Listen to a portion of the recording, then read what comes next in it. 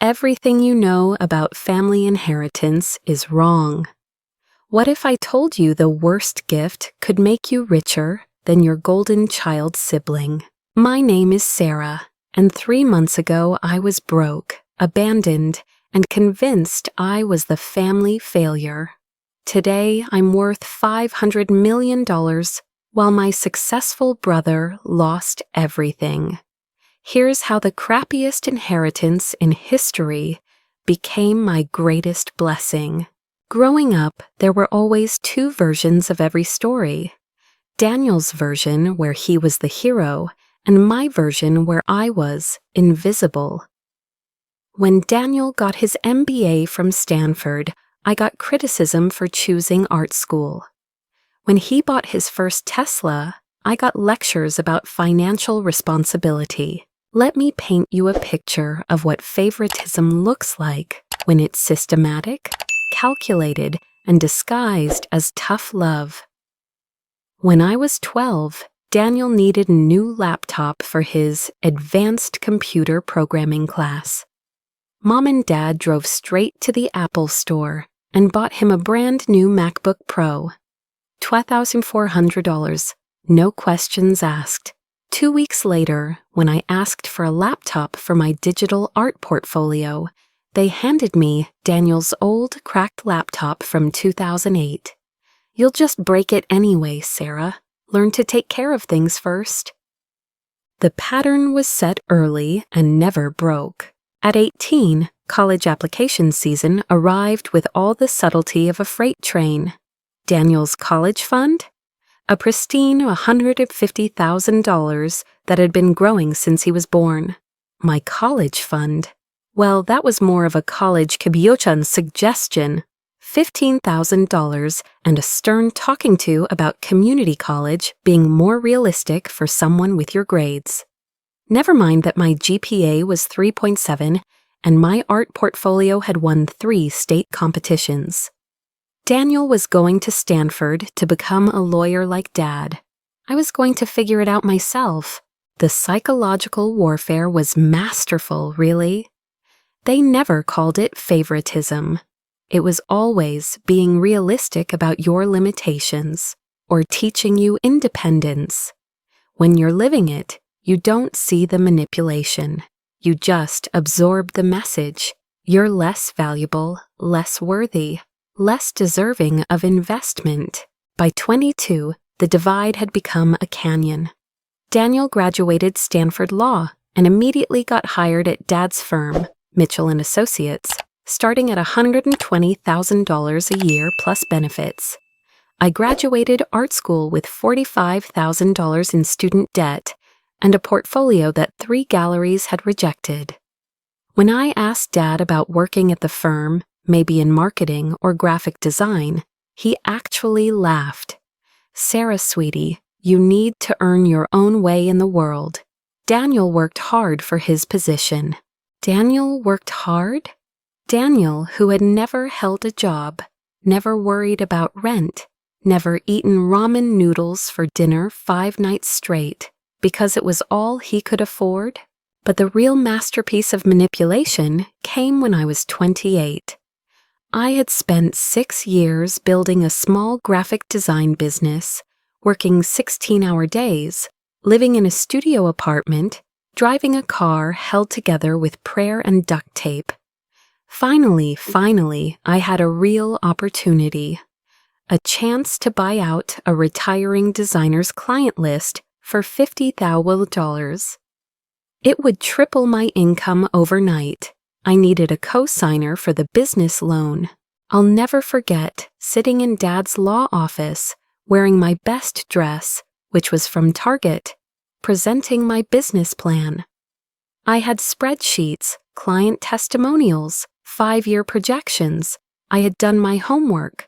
Dad listened politely, occasionally nodding, and when I finished, he closed the folder without looking at it again. Sarah, I appreciate your enthusiasm, but co-signing alone is a serious responsibility. I can't risk the family's financial security on an unproven venture. An unproven venture. 6 years of steady growth, loyal clients, and consistent profits, and it was unproven.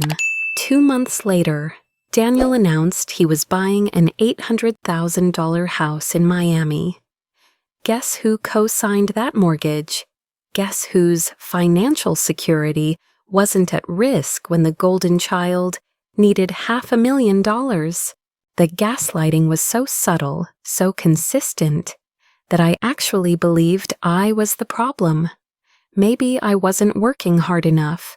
Maybe I wasn't smart enough. Maybe I deserved less because I was less. That's what narcissistic families do. They convince the scapegoat that their treatment is justified, earned, natural. But nothing prepared me for the final insult. The lawyer's office felt like a courtroom where I'd already been found guilty.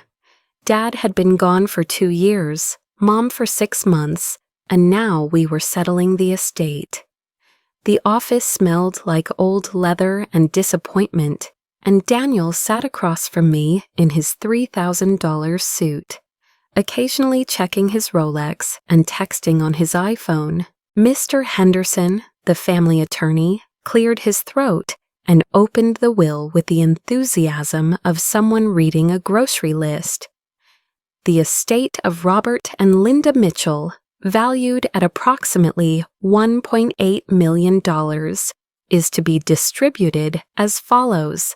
Daniel inherited the Miami mansion, appraised at $1.2 million. He got the investment portfolio worth $300,000. He got Dad's law practice, including the client list, office building, and partnership shares. He got Mom's jewelry, the vacation home in the Hamptons, and both cars.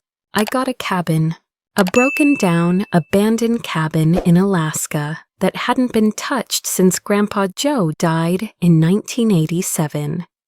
According to the appraisal, it was worth maybe $50,000, and that was being generous. The roof leaked, the foundation was cracked, and it was 3 sepallion miles away from civilization. Mr. Henderson cleared his throat again. There is also a personal note from your parents for Sarah. He handed me an envelope with my name written in Mom's careful handwriting. Inside was a single sheet of paper.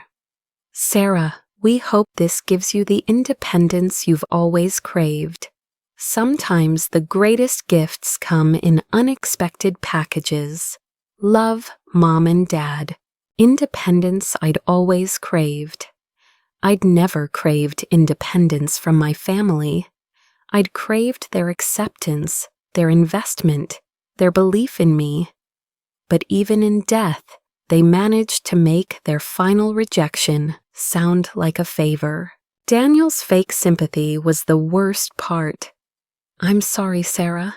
I had no idea the will was so unbalanced. If you need help with anything, help.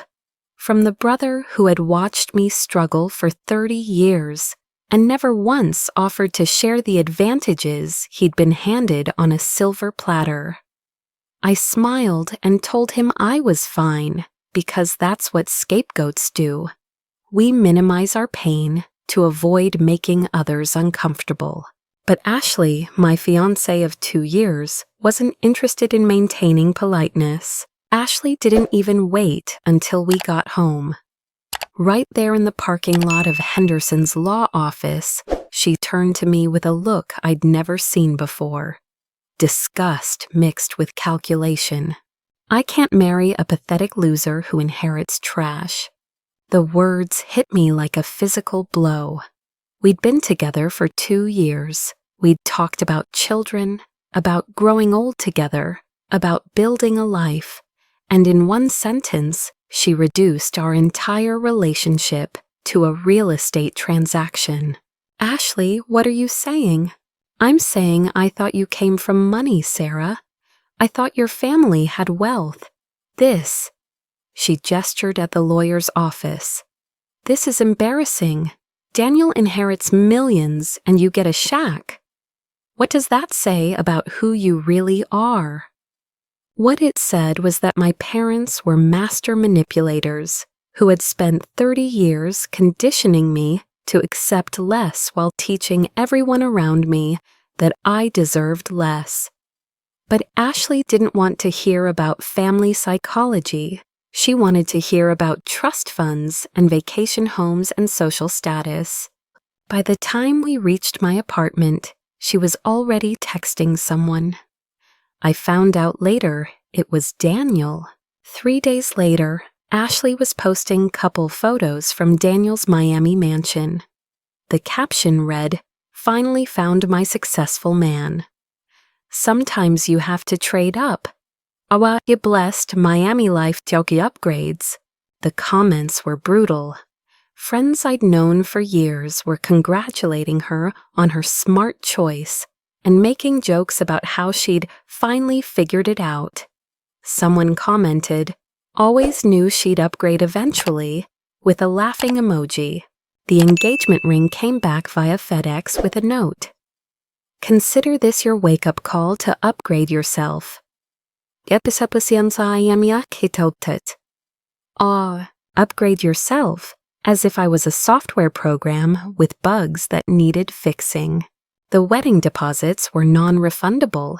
$8,000 I'd saved over 2 years, working weekends and holidays to afford the venue Ashley had insisted on. The mutual friends chose sides, and every single one chose Daniel and Ashley. My phone stopped ringing. My social media mentions disappeared.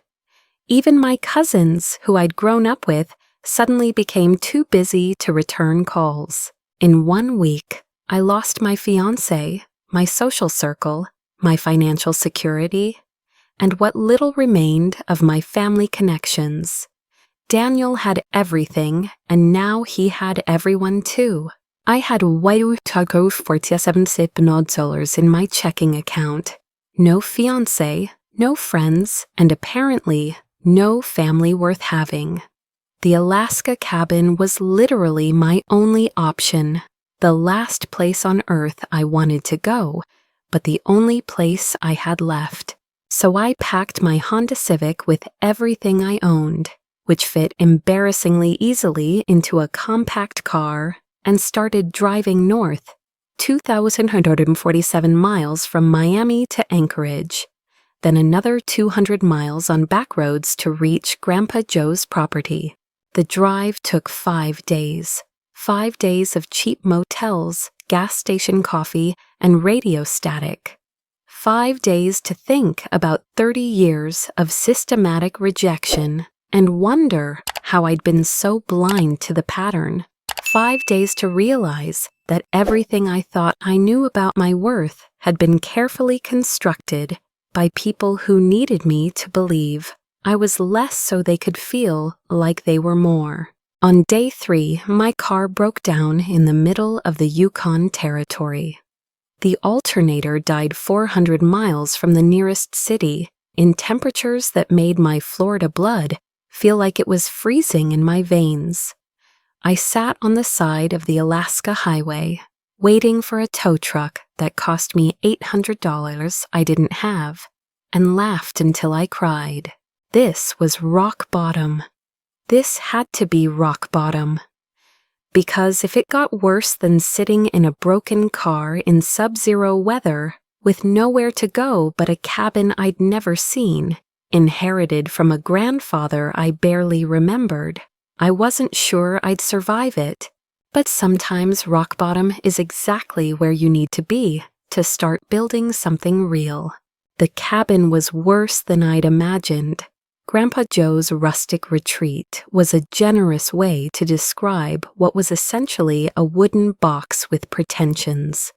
The roof had 3 distinct leaks. The foundation had settled so badly that the front door hung at a 15-degree angle, and the pipes had frozen and burst sometime in the 1990s. There was no electricity, no heat, and no cell phone service.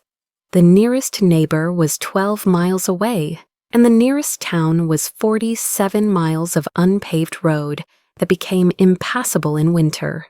I had arrived at my inheritance, isolation, disrepair, and the sound of my own breathing echoing in empty rooms. The first night, I slept in my sleeping bag on a moldy couch, listening to mice scurrying in the walls and wondering if this was what giving up felt like. I cried until I had no tears left, then cried some more. 30 years of trying to earn love that was never going to come. And this is where it led, alone in a broken house, 3,000 miles. From anyone who might care if I lived or died. But mourning changes things. Mourning forces you to make choices. You can lie in the moldy sleeping bag feeling sorry for yourself, or you can get up and start fixing what's fixable. I got up. Day 7 of trying to make this place livable. I was working on the foundation leak that was turning the kitchen into a swamp. The floorboards were rotted through in 3 places, and I needed to pull them up to see how bad the damage was underneath. That's when I heard it. A hollow sound that didn't match the solid earth I was expecting. I pulled up more boards, working methodically around the kitchen, and found the edges of what looked like a trap door.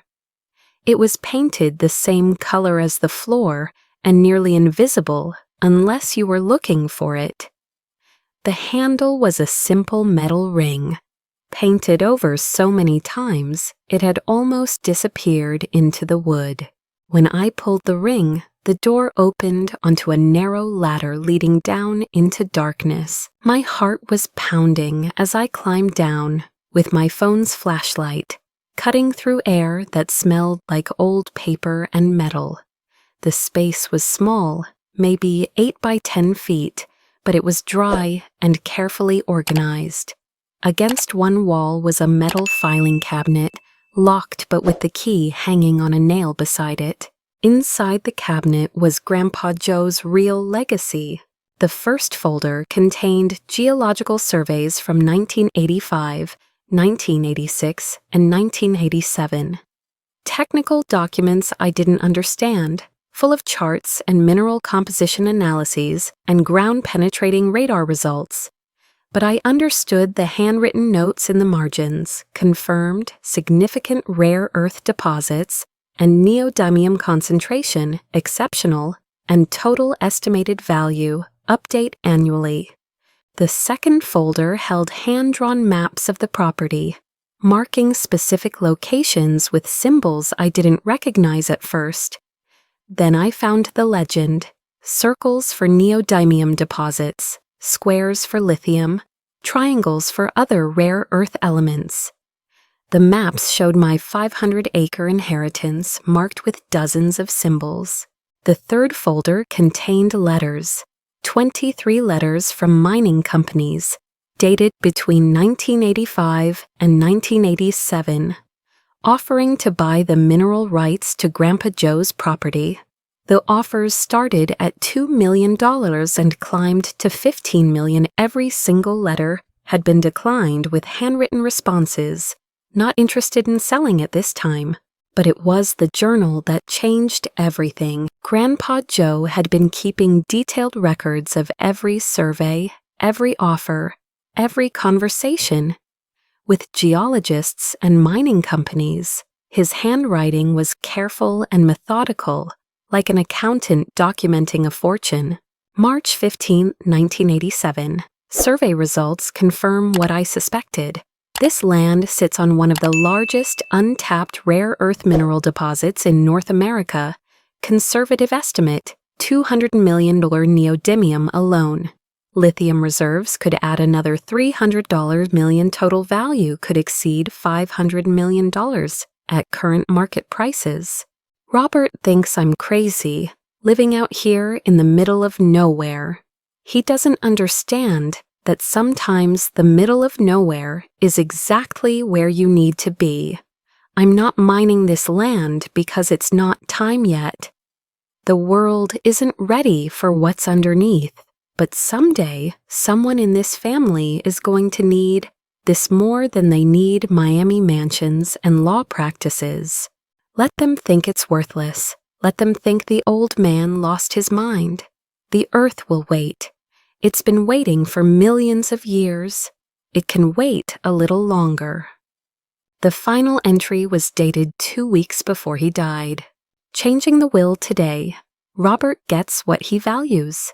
Money he can count and spend and show off. Sarah gets what she needs, a chance to build something real. She doesn't know it yet, but she's inherited the future. My hands were shaking so badly, I had to set the journal down. I was sitting in a hidden room underneath a broken cabin, holding geological reports that showed I owned land worth $500 million, $500 million of rare earth minerals that companies desperately needed for electric car batteries, wind turbines, and every piece of technology that would power the next century. My worthless inheritance was actually a treasure map, and I was holding the key to generational wealth. But the most beautiful part wasn't the money. It was the final line in Grandpa Joe's journal. She doesn't know it yet, but she's inherited the future. He had seen something in me that my parents never did. He had looked past the family dynamics and the golden child favoritism and bet on the granddaughter everyone else wrote off. He had given me exactly what I needed when I needed it most, proof that I was worth investing in. I climbed back up the ladder and sat in my broken kitchen, surrounded by rotted floorboards and mouse droppings, holding documents that would change my life forever. For the first time in 30 years, I wasn't the family failure. I wasn't the disappointment. I wasn't less valuable than my golden child brother. I was rich, richer than Daniel had ever imagined being. Richer than Ashley had dreamed of marrying. Richer than my parents had ever hoped to leave behind. But I wasn't going to call Daniel immediately. After 30 years of being treated like the dumb sister, I was going to do this right, because this wasn't just about money anymore. This was about proving that the pathetic loser they all wrote off had been sitting on a fortune the whole time, and I was going to make sure they all knew it. The next morning, I woke up in that broken cabin with a clarity I hadn't felt in 30 years. I wasn't the family failure anymore. I was a woman sitting on $500 million who had been underestimated by everyone who claimed to love her, and I was going to use that to my advantage. But here's the thing about real power. It's not about acting fast, it's about acting smart. After 3 decades of being treated like the dumb sister, I was going to prove that intelligence isn't measured by Stanford degrees or law firm partnerships.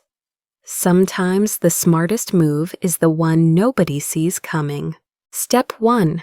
Hire experts who could turn my discovery into bulletproof wealth. I drove the 200 miles to Anchorage and walked into the offices of Morrison & Associates, the most expensive law firm in Alaska. I was wearing my Target dress and carrying a folder full of geological surveys. And I'm pretty sure the receptionist assumed I was lost. I need to speak with someone about mineral rights, I told her. Do you have an appointment? No, but I have $500 million worth of rare earth deposits that need legal protection, and I'm willing to pay Harvard law rates for the right attorney. Suddenly, I had everyone's attention. Within an hour, I was sitting across from Margaret Morrison herself. Harvard Law, 30 years of mining rights experience, $800 an hour, and absolutely no patience for time wasters.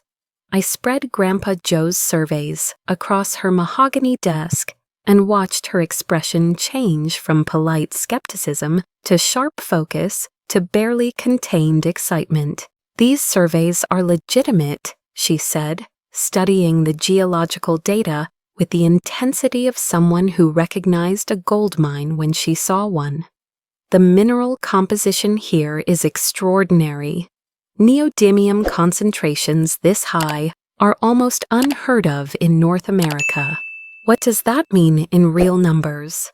It means you're looking at $200 million neodymium alone, minimum. The lithium reserves could add another $300 million, and with the demand for rare earth elements exploding because of electric vehicle production. She looked up at me with the kind of respect I'd never seen from a professional before. Sarah, you're potentially sitting on one of the most valuable unmined deposits in the Western Hemisphere. For the first time in my life, someone was looking at me like I was smart enough to handle important information. Margaret introduced me to her team. David Chen, the geological survey specialist, who would verify every inch of the property. Robert Kim, the investment banker who specialized in mineral rights deals. And Patricia Williams, the forensic accountant who would help structure everything to minimize taxes and maximize long-term wealth. But I had one more specialist to hire, and this one was personal. I also need a private investigator, I told Margaret. Someone who can look into my brother's finances and personal life. Discreetly. Margaret didn't ask questions. She just handed me a business card. James Fletcher, former FBI, current miracle worker. Tell him I sent you. James Fletcher looked exactly like what you'd expect from a former federal agent. Sharp suit, sharper eyes, and the kind of handshake that meant business. His office was sparse and professional, with the quiet confidence of someone who had uncovered secrets that could topple governments. "What do you need to know about your brother?" he asked after I'd explained the situation. Everything. His finances, his relationships, his business practices. Anything that might explain how the golden child really lives. "And what are you planning to do with this information?" I met his gaze steadily. "I'm planning to make sure the truth comes out at exactly the right moment." He smiled for the first time since I'd walked in. "I like your style, Sarah. Give me 2 weeks." While James was digging into Daniel's life, I was building my mining empire. The geological team confirmed what Grandpa Joe's surveys had shown. My 500 acres contained enough rare earth minerals to supply Tesla's battery production for the next 5 years. Conservative estimates put the total value at $487 million, but if market prices continued rising, we could be looking at over $600 million. The investment banker had 3 major mining companies in bidding wars for extraction rights, and I hadn't even officially put the property on the market yet. But I wasn't interested in quick cash. I was interested in long-term strategy. "I want to maintain ownership," I told Robert during our 3rd meeting. "Lease the extraction rights, take royalty payments, build sustainable wealth that will last generations." "That's actually brilliant," he admitted. "Most people want the lump sum, but royalty payments on deposits this size could generate $20–30 million per year for the next 20 years. You'd end up making twice as much money, and all of it flowing steadily, predictably, indefinitely." While Daniel was managing a law practice that generated maybe $2 million a year in profit, I was building a passive income stream that would make me exponentially wealthier every single year. But the real treasure came when James Fletcher called me back to his office. "Your brother is living a very interesting life," he said, sliding a thick folder across his desk. And by interesting, I mean legally problematic. The folder contained 2 weeks of surveillance, financial analysis, and what James called behavioral pattern documentation. Daniel's perfect life had some very expensive cracks. First, the cocaine habit. James had photos of Daniel meeting with his dealer twice a week, purchasing what the street value analysis estimated at $3,000 worth of product monthly. The dealer, according to James's contacts in law enforcement, was under investigation for distribution. When that investigation concluded, anyone in his client database would face serious questions. Second, the missing client money. Patricia, my forensic accountant, had worked with James to analyze Daniel's law firm finances. Client trust accounts were showing discrepancies totaling $180,000 over the past 8 months. Money had been borrowed for personal expenses and never repaid. In legal terms, that was embezzlement. In practical terms, it was a felony that would end his career and likely send him to prison. Third, the affair. Daniel was having an ongoing relationship with Catherine Pierce, the wife of his law firm's senior partner. James had photographs, hotel receipts, and credit card records, showing a pattern that had been going on for over a year. When Mr. Pierce found out, and James assured me he would, Daniel would lose his job, his partnership, and probably face a very ugly lawsuit. Fourth, Ashley's financial situation. My former fiancée, who had been so concerned about marrying a pathetic loser, was carrying $87,000 in credit card debt from designer purchases she couldn't afford. She was 3 months behind on her BMW payments and had been lying to Daniel about her financial stability. The woman who left me for a successful man was actually drowning in debt and looking for someone to rescue her. It's like watching a house of cards, James observed.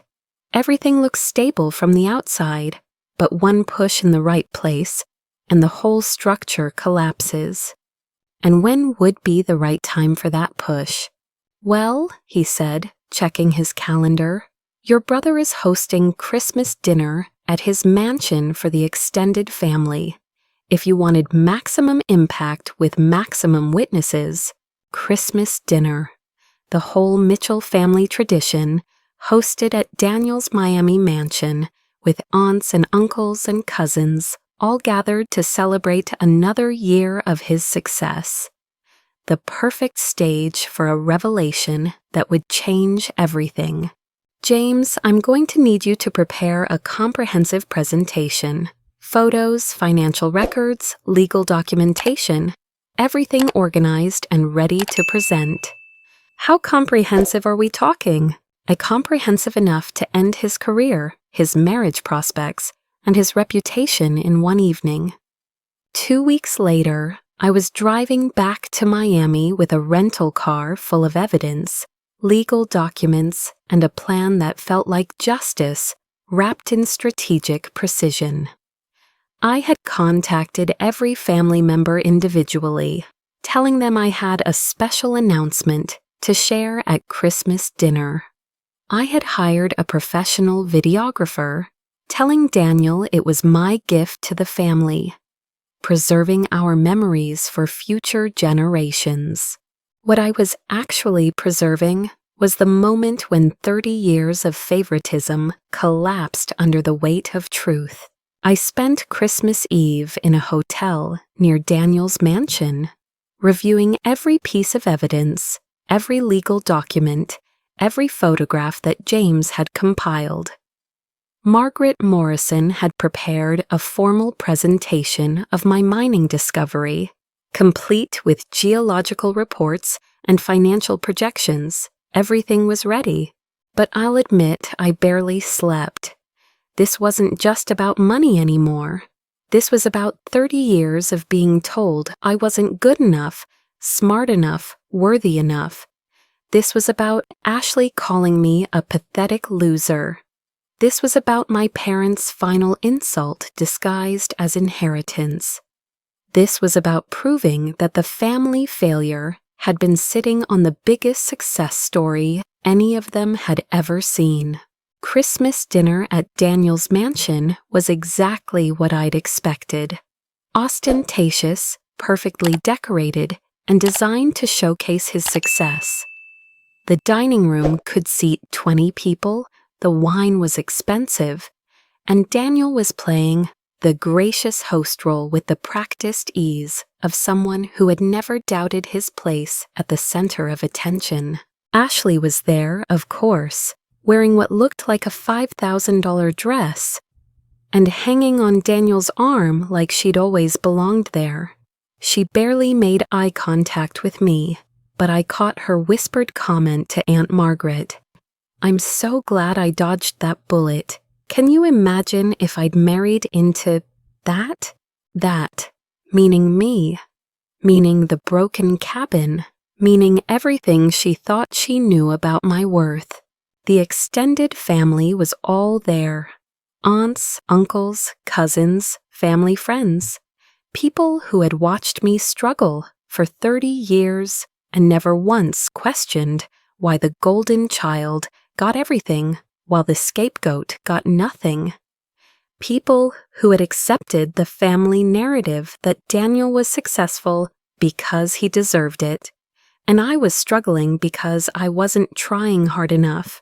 During dinner, Daniel made a toast. To family, he said, raising his wine glass, and to the success that comes from hard work and dedication. I'm grateful for everything our parents taught us about building a meaningful life. Hard work and dedication, coming from the man who had embezzled $180,000 from client accounts to fund his cocaine habit. "Actually, Daniel," I said, standing up with my own glass, "I'd like to make a toast too." The room went quiet. Sarah Mitchell didn't usually make toasts at family gatherings. Sarah Mitchell usually sat quietly and listened to other people celebrate their achievements. "Daniel, I want to thank you for getting the Miami mansion in the inheritance. If you hadn't gotten it, I never would have gone to Alaska. And if I'd never gone to Alaska..." I paused, letting the anticipation build. "I never would have discovered that I'm now worth $500 million. The silence was deafening. 20 people staring at me, like I'd announced I was an alien from outer space. "I'm sorry, what?" Daniel's voice had an edge I'd never heard before. I walked over to the dining room's built-in entertainment center and connected my laptop to the big screen TV. Margaret Morrison's presentation filled the wall. Geological surveys, mineral composition charts, financial projections, and a very clear title: Mitchell Property Mineral Rights Valuation, $487.620 million. Grandpa Joe's worthless cabin sits on one of the largest rare earth mineral deposits in North America, I explained calmly. Conservative estimates put the value at just under $500 million. The mining leases I've signed will generate approximately $25 million per year in royalty payments for the next 20 years. Aunt Carol was the first to find her voice. "Sarah, is this real?" "Completely real. I have 3 major mining companies in bidding wars for extraction rights. Tesla wants to secure long-term contracts for their battery production. The Department of Energy has classified my property as strategically significant for national security purposes." I clicked to the next slide, a photo of my bank statements showing the first advance payment from the mining leases. $15 million deposited 2 weeks ago. Uncle Robert whistled low. "Jesus, Sarah, you're actually rich, like really rich. Richer than anyone in this family has ever been," I confirmed. "But that's not the only surprise I have tonight." I clicked to James Fletcher's presentation. The title slide read, "Daniel Mitchell, Financial and Legal Status Report." Daniel went white. Ashley looked confused. Everyone else looked fascinated. See, while I was building my mining empire, I hired a private investigator to look into my brother's life. You know, just curious about how the successful one really lives. The first slide showed photos of Daniel meeting with his cocaine dealer. Clear images, timestamps, locations. The second slide showed the financial analysis of his law firm's client accounts, with $180,000 in discrepancies highlighted in red. Daniel has been stealing money from client accounts to fund a pretty serious drug habit, I explained conversationally. That's felony embezzlement, by the way, career-ending, reputation-destroying, potentially prison time involving felony embezzlement. Daniel stood up so fast his chair fell over. Sarah, what the hell do you think you're doing? I'm sharing family news, just like you do every Christmas. Oh, but there's more. The next slides showed photos of Daniel and Catherine Pierce entering hotels, leaving hotels, kissing in parking garages. The timestamps showed a pattern going back over a year. Daniel's also having an affair with his senior partner's wife, Catherine Pierce. Married 15 years, 2 kids. Her husband doesn't know yet, but my investigator assures me he will very soon. Ashley made a sound like she'd been slapped. You're having an affair? Ashley, sweetheart, I said, turning to her with a smile that felt sharp as glass. Speaking of financial situations, you might want to know that the successful man you're dating is about to lose his law license, his partnership, and probably his freedom. Also, you're $87 in debt and 3 months behind on your car payments. Maybe you two deserve each other.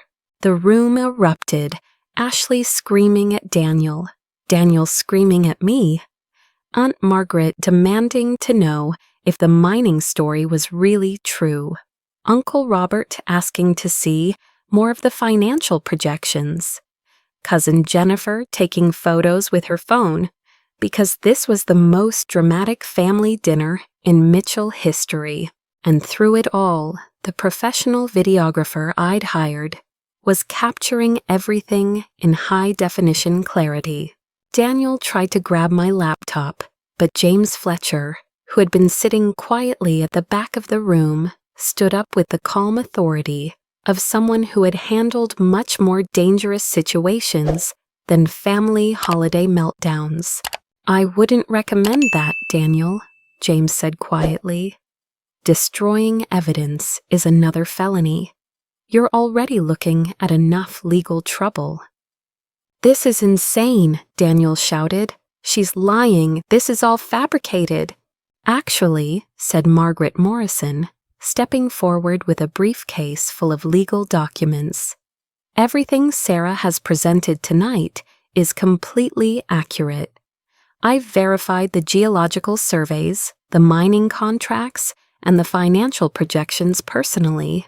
As for your legal situation, she looked at Daniel with the expression of someone who had seen many careers end badly. I'd recommend you contact a criminal defense attorney immediately. Ashley was crying now, her perfect makeup streaming down her cheeks. Daniel, tell me this isn't true. Tell me you're not a drug addict and a cheater and a criminal. Daniel looked around the room, at his extended family staring at him with shock and disgust, at Ashley sobbing in her designer dress, at me standing calmly beside a presentation that had just destroyed his entire life in 15 minutes. Sarah, he said, his voice breaking, how could you do this to me? I'm your brother. For 30 years, I had wanted to hear Daniel acknowledge our relationship with anything other than condescension or indifference. Now, when he was desperate and cornered and watching his world collapse, he finally called me his sister. You're absolutely right, Daniel. You are my brother. You're my brother who watched me struggle for 30 years and never once offered to help. You're my brother who took everything our parents gave you and convinced yourself you'd earned it.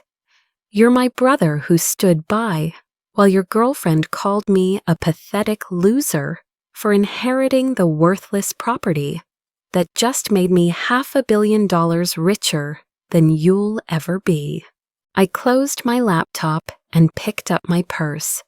I'm not doing this to you, Daniel. I'm just making sure everyone knows who you really are. The drugs, the embezzlement, the affairs, that's all you.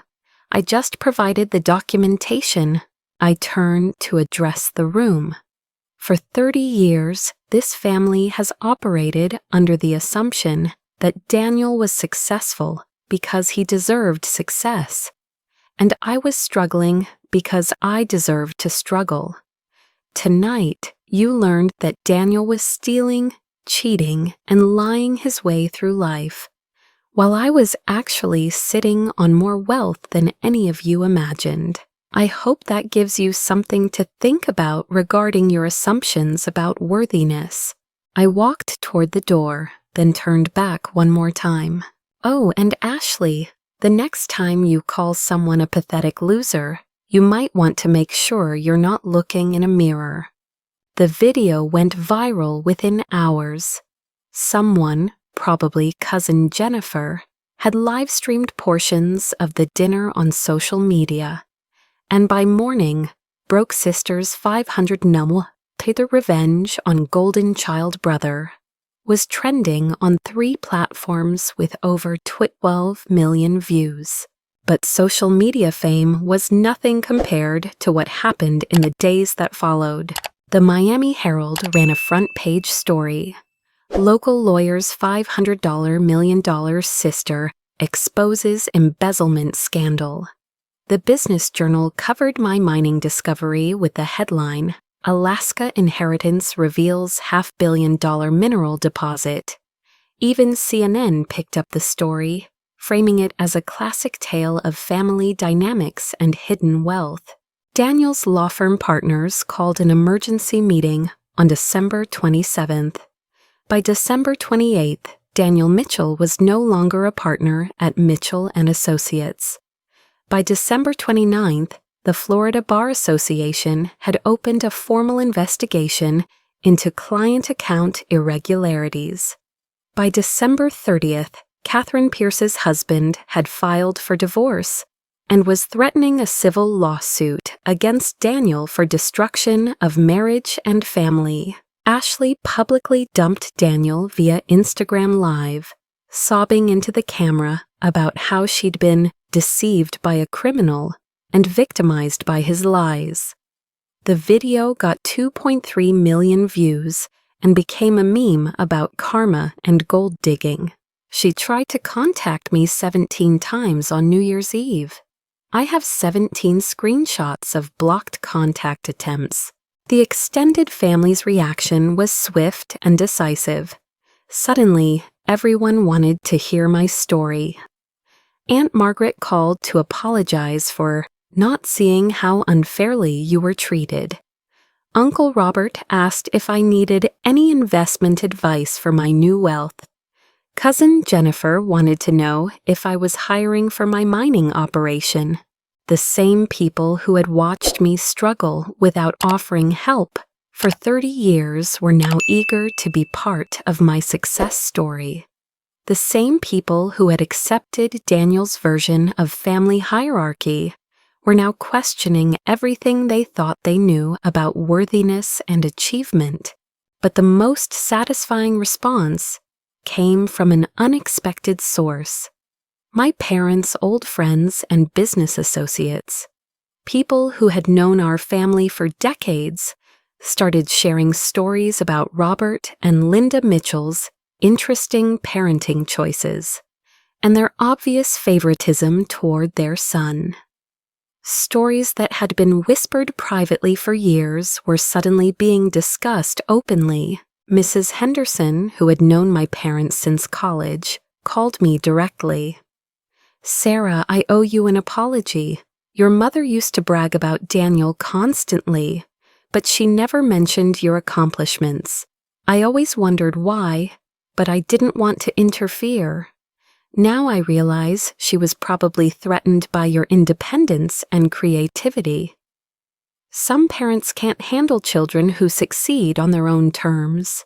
6 months later, the consequences had fully unfolded, like dominoes falling in slow motion.